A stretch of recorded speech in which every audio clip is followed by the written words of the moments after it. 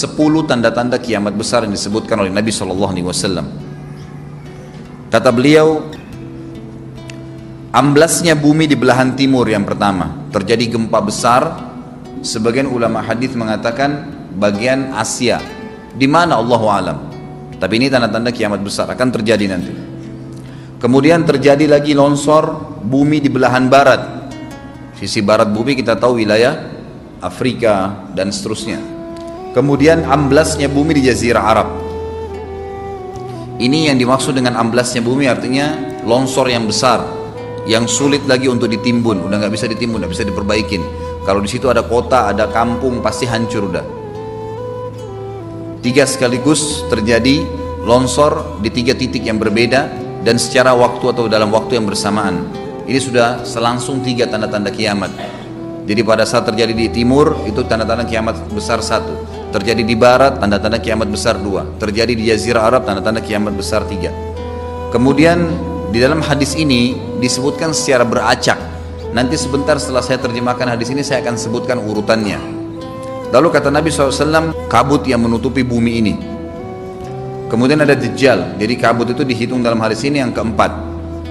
Dajjal yang kelima. Kemudian yang keenam binatang melata. Nanti akan saya jelaskan juga apa yang dimaksud dengan binatang melata. Yang ketujuh keluarnya Ya'juj Ma'juj. Ini juga akan kita jelaskan nanti. Kemudian yang kedelapan matahari terbit dari tempat terbenamnya.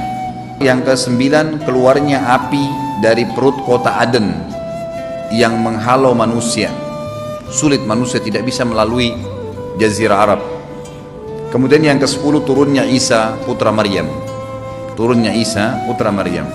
Tentu saya katakan tadi hadis ini disebutkan dan disepakati oleh para ulama sifatnya teracak, karena cukup banyak dalil-dalil yang lain yang mengurut kejadian ini. Urutan yang pertama dari 10 ini adalah keluarnya Dajjal. Ini urutan pertama. Dajjal, jemaah sekalian, adalah diambil dari kata-kata Dajjalah yang berarti kekacauan. Ciri-ciri Dajjal disebutkan dalam banyak hadis yang sahih adalah mata kanannya yang paling pertama rusak seperti anggur kering. Kata Nabi SAW dalam hadis sahih, ketahuilah Dajjal buta mata kanannya dan Tuhan kalian tidak buta, karena dia akan mengaku sebagai Tuhan. Kemudian dia orangnya memiliki kulit yang kehitam-hitaman serta memiliki dahi yang lebar.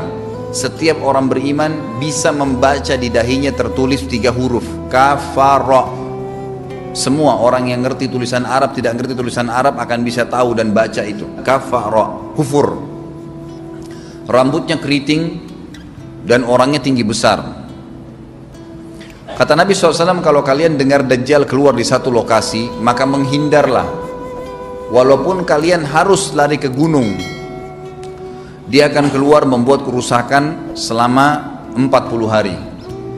Kata Nabi SAW, 40 hari itu sehari seperti setahun, sehari lagi yang kedua seperti sebulan, hari yang ketiga seperti sepekan, dan sisa harinya seperti hari kalian. Dia akan keliling muka bumi semuanya. Dan kata Nabi SAW, seluruh bumi ini akan dimasuki oleh Dajjal. Tidak tertinggal satu lorong, gang, jangankan kota atau desa, kecuali Dajjal akan masuk ke dalamnya, kecuali Madinah dan Mekah. Tidak bisa dimasuki oleh Dajjal. Kata Nabi SAW dalam hadis sahih, karena di setiap pintu gerbang Mekah dan Madinah malaikat menghenuskan pedangnya dan menghalau Dajjal sehingga Dajjal tidak bisa masuk. Pada saat dia tiba di Palestina, waktu yang bersamaan di kota Madinah berkecamuk. Kaum muslimin sepakat semua keluar untuk mengejar Dajjal dan membunuhnya. Keluar dari kota Madinah satu orang yang namanya seperti namanya Nabi Muhammad SAW, Muhammad bin Abdullah, dan dia dari turunan Nabi SAW juga. Dan orang ini punya julukan Mahdi, dikenal dengan Imam Mahdi. Inilah tanda-tanda kiamat yang kedua. Pada saat dia tiba di Mekah, dibaiatlah oleh banyak kaum muslimin, tidak disebutkan jumlah pasukannya, maka terbentuklah pasukan jihad yang mengejar Dajjal menuju ke Palestina. Lalu keluar tanda-tanda kiamat 3, langsung berentetan semua. Tanda-tanda kiamat besar yang ketiga adalah pada saat pasukan Imam Mahdi dengan pasukan jihad itu tiba di Darul Baydha namanya. Hadis menyebutkan di menara itulah, di masjid itulah Imam Mahdi mampir sholat asar bersama pasukannya. Dikatakan Isa alaihissalam akan turun sambil memegang kedua sayapnya malaikat, dan dari rambutnya yang basah meneteskan air. Maka dia pun turun, lalu kemudian dia masuk, dan orang-orang pada saat itu mengenalnya kalau dia adalah Isa, dan mereka sudah tahu ini masanya keluarnya Dajjal, ini Mahdi sudah ada. Mereka tahu akan turun Isa, sudah ada informasi seperti saya sampaikan ke Bapak Ibu sekarang. Itu muslimin di zaman itu sudah tahu semua. Sholatlah mereka, kemudian mereka menuju ke Palestina. Ringkas cerita adalah Nabi Isa alaihissalam akhirnya tiba dengan pasukan mujahidin di depan pintu gerbang Babulut. Dajjal mengatakan, bukakan pintu gerbang, mereka tidak akan mampu melawan kita karena pasukannya mereka banyak memang. Maka Dajjal dengan sombongnya menunggu di depan pintu gerbang. Pada saat dibuka, Dajjal kaget melihat ada Isa alaihissalam. Dan pada saat itu kata Nabi SAW, Dajjal faham kalau sudah tiba ajalnya. Begitu melihat Isa alaihissalam, dia lari dan badannya sambil meleleh di depan para pengikutnya. Pada saat Dajjal mati, pengikutnya pada ketakutan semua. Mereka anggap Dajjal Tuhan, mereka anggap Dajjal orang yang perkasa lah, orang yang kebal lah, beragam macam kelebihan. Mereka kaget pada saat mati. Maka bertebaranlah mereka dan akhirnya mereka sembunyi di bawah pohon dan di atas batu. Kemudian batu dan pohon akan memberikan penjelasan, hai muslim, ini Yahudi, bunuhlah. Maka dibunuhlah pada saat itu mereka. Lalu Nabi Isa alaihissalam memimpin di muka bumi, dan kata Nabi SAW, pada saat itu Islam, agama Islam yang dibawa oleh Nabi SAW akan masuk ke semua rumah di muka bumi, gak tersisa. Satu dunia ini semuanya Islam. Hadis sahih. Maka Nabi Isa alaihissalam memimpin pada saat itu, disebutkan dalam hadis 40 tahun dengan ketenangan menerapkan hukum Islam. Semuanya beriman kepada Allah subhanahu wa ta'ala dan menjadi muslim. Setelah itu keluar tanda-tanda hari kiamat besar yang keempat, yaitu keluarnya Ya'juj dan Ma'juj. Nabi SAW sebutkan ciri-ciri mereka. Mata mereka sobekannya kecil sehingga mata mereka kelihatan seperti sipit, tapi bola matanya besar. Mereka memiliki rambut yang keriting, dan mereka memiliki poster yang umumnya seperti poster manusia. Ada hadis yang berbunyi mereka akan mendatangi sebuah sungai, kalau tidak salah namanya sungai Tibria, airnya banyak mengalir. Kata Nabi SAW, mereka semua minum air sungai itu, dan yang terakhir dari mereka datang sudah nggak dapat air. Artinya air sungainya habis diminum. Bayangin berapa banyak jumlahnya tuh. Pada saat itu Nabi SAW mengatakan, Allah berfirman kepada Isa, berkata, wahai Isa, aku akan mengeluarkan hamba-hambaku yang tidak ada seorang pun dari kalian bisa mengalahkannya, termasuk Isa alaihissalam, nggak bisa mengalahkan.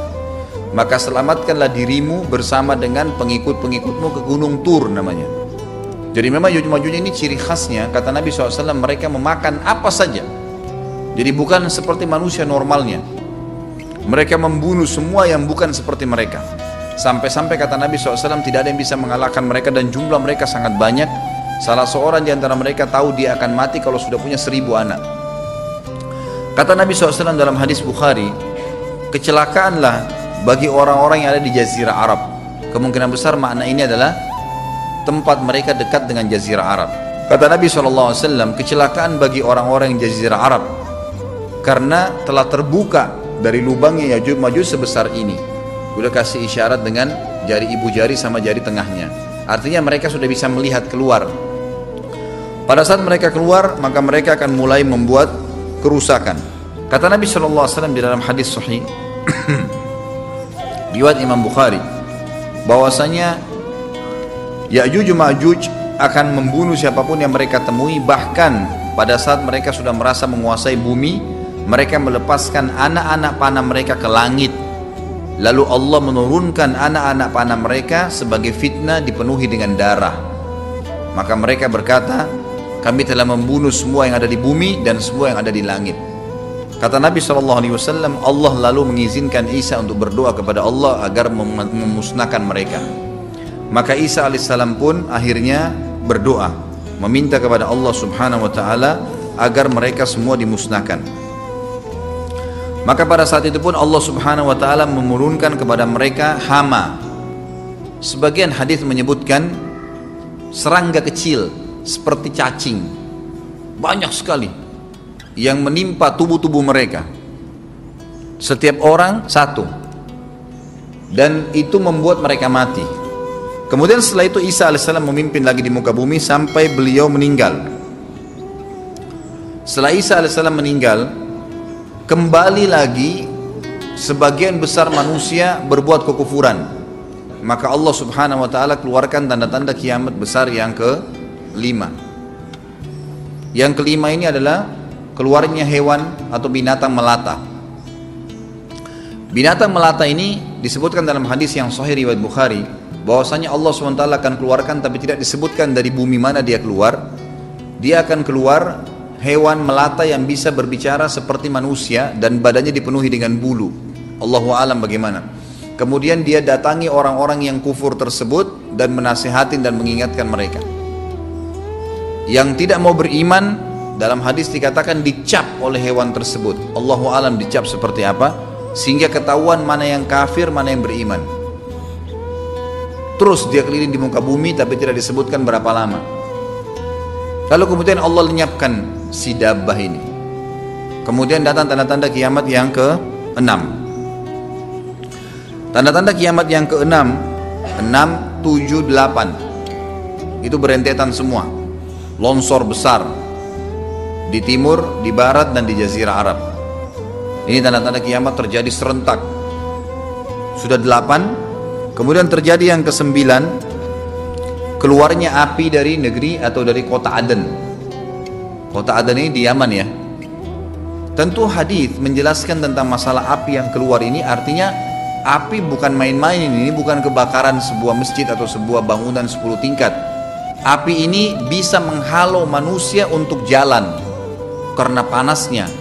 Sebagian riwayat menjelaskan api tersebut akan berdiri seperti gunung yang besar dan dari seluruh pelosok dunia bisa kelihatan. Kita bisa bayangkan bagaimana itu, yang akhirnya akan menggiring atau menghalangi orang-orang untuk jalan, susah. Sebagian ulama hadis mengatakan mereka nggak bisa jalan, tidak bisa ada penerbangan, tidak bisa ada orang jalan karena panasnya bumi ini dari api tersebut. Dan itu memang kemungkinan besar akan keluar satu waktu, Allahu a'lam kapan. Dan yang terakhir, tanda-tanda kiamat sebelum ditiup sangkakala adalah terbitnya matahari dari tempat terbenamnya. Dan ini sudah terakhir sekali. Makanya kata Nabi SAW, taubat akan diterima sebelum matahari terbit dari tempat terbenamnya. Artinya selama yang lain itu masih ada, masih bisa taubat. Kalau sudah itu sudah sulit. Ini tanda-tanda kiamat. Sebagian ulama memasukkan tanda-tanda hari kiamat kecil, ada yang masukkan tanda-tanda kiamat besar. Ada dua hal. Yang pertama itu adalah keluarnya Dzu Suwakatain. Ada orang dari negeri Habasyah dikenal dengan Dzu Suwaka. Dzu Suwaka ini sak artinya betis. Diberikan julukan Dzu Suwaka karena betisnya sangat kecil. Orang ini, Bapak Ibu sekalian, kata Nabi SAW akan menghancurkan Ka'bah. Dan kata para ulama pada saat itu memang manusia sudah sunyi, nggak ada lagi yang datangin Ka'bah. Orang-orang sudah lalai gitu kan. Keluarlah orang ini. Makanya sebagian ulama masukkan dia tanda-tanda kiamat sebelum terbitnya matahari dari tempat terbenam. Ditambahkan ini yang ke-11 gitu. Atau ini yang ke-10, terbitnya nanti kiamat yang ke-11. Kata Nabi SAW, dia akan mencabut batu-batu Ka'bah satu persatu sampai rata dengan tanah. Dan saya sedang dilihatkan oleh Allah sekarang bagaimana pada saat dia mencabut batu itu. Hadis sahih riwayat Bukhari Muslim. Yang terakhir, yang kedua, yang berhubungan juga dengan tanda-tanda kiamat, ada yang memasukkan kiamat kecil, tapi ini lebih dekat dengan kiamat besar. Orang yang terakhir meninggal itu adalah orang dari asli suku Madinah yang sedang mengembala kambing.